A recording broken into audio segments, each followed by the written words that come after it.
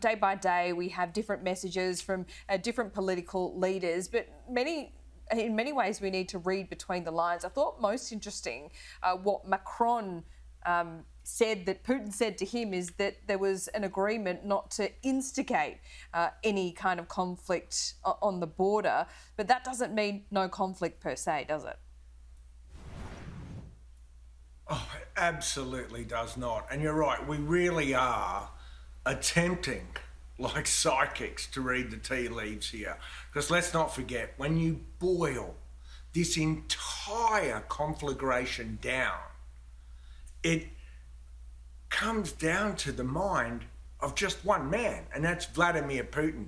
And trying to get inside his head is an impossibility. There's professional Kremlinologists who can't do that. So yeah, we are really trying to pass the words that the leaders of Europe and Russia and America are saying. Now, Macron did leave Moscow to head to Ukraine, saying that he thought that he'd gained some kind of assurance from Putin, but even while the French president was in the plane flying to Ukraine, the Kremlin came out and said, no, we made no such assurances.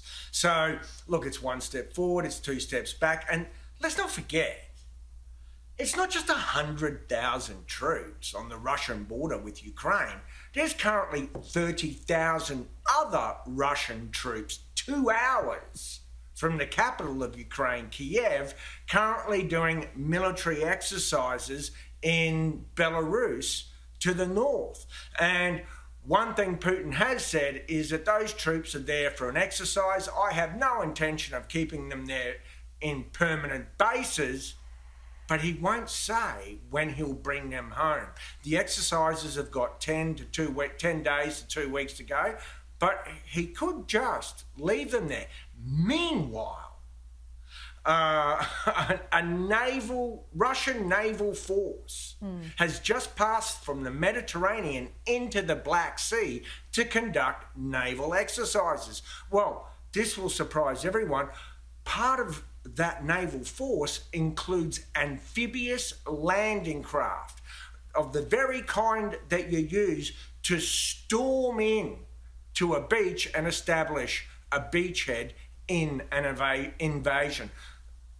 Moscow says they're just there doing exercises. Meanwhile, American troops from Germany, from the 2nd Cavalry Regiment, have just started arriving in Romania.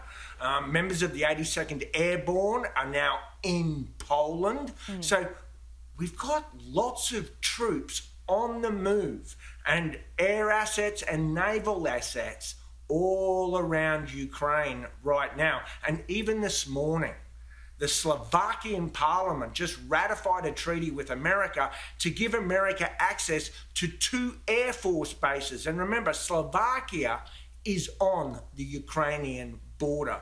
So we've got a lot of military assets on the move right there in and around Ukraine.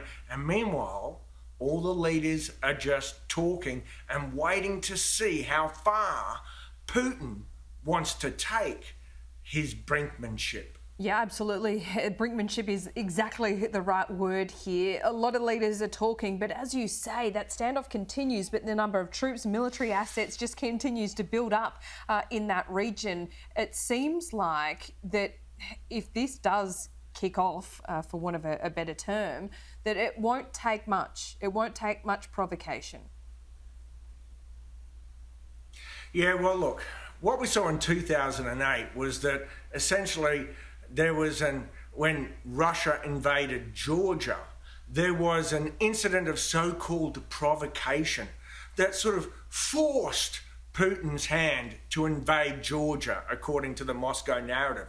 It just so happens, like Ukraine today, that when they invaded Georgia, they had tens of thousands of troops on the border doing a military exercise and elite naval forces in the Black Sea right next to Georgia when this alleged provocation happened. So that's one of the great things that Washington, the White House, is flagging, is an invented act of provocation that the Russians would use to falsely justify an invasion of Ukraine. That remains a very, very real threat. Michael, we'll speak soon.